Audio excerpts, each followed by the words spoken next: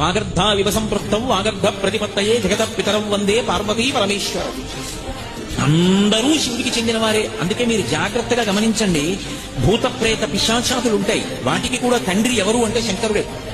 నాకు 10 మంది కొడుకులు ఉన్నారనుకోండి, అందులో 9 ఐఏఎస్లు, ఐపీఎస్లు, ఐఎఫ్ఎస్లు, ఐఆర్ఎస్లు, డాక్టర్లు, ఇంజనీర్లు ఉన్నా ఒకడు జేబు దొంగ అనుకోండి, వాడు నా కొడుకు కాదంటే వీల్లేదు. 9 ప్రయోజకులు అయితే ఒకడు అప్రయోజకుడు కూడా నా కొడుకే. ఎందుకంటే వాడిని కన్నవాడిని నేను. ఈ లోకంలో భూతములు, ప్రేతములు, పిశాచములు ఉన్నాయి అంటే వాటిని కన్నవాడు కూడా ఎవడో ఉండాలి. ఆయన పరమశివుడు తప్ప వేరొకడు ఎలా అవుతాడు? అందుకే ఈ సమస్తమైన భూతగణములకు కూడా తండ్రి ఎవరు అంటే శంకరుడే. అవి కూడా ఎవరి మాట వింటాయి అంటే తండ్రి మాట వింటాయి.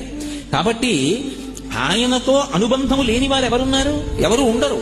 అందుకే శంకరాచార్యుల వారు కాశీపట్టణానికి వెడితే అన్నపూర్ణమ్మ దగ్గరికి వెళ్లి మాతాచ పార్వతీదేవి పితాదేవో మహేశ్వర బాంధవా శివభక్తాశ్చ స్వదేశో భువనత్రయం అన్నారు.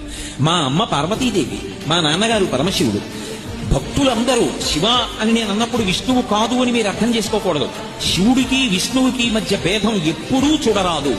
అందుకే సంధ్యావందనం చేసినా సరే మొట్టమొదట అడిగేది ఏమిటి అడుగుతామంటే శివస్య హృదయం విష్ణు విష్ణోశ్చ హృదయం శివ. శివుని యొక్క హృదయం విష్ణువు, విష్ణువు యొక్క హృదయము శివుడు. నా బుద్ధి ఎన్నడూ శివకేశవుల మధ్య భేదమును పాటించకుండుదాకా అని అడుగుతాం. నేను శివభక్తాశ్చ అన్నప్పుడు విష్ణుభక్తాశ్చ అని కూడా దానికి అర్థం. కాబట్టి శివభక్తాశ్చ స్వదేశో భువనత్రయం, ఈ లోకంలో ఉన్నటువంటి వాళ్ళందరూ కూడా మా బంధువులే.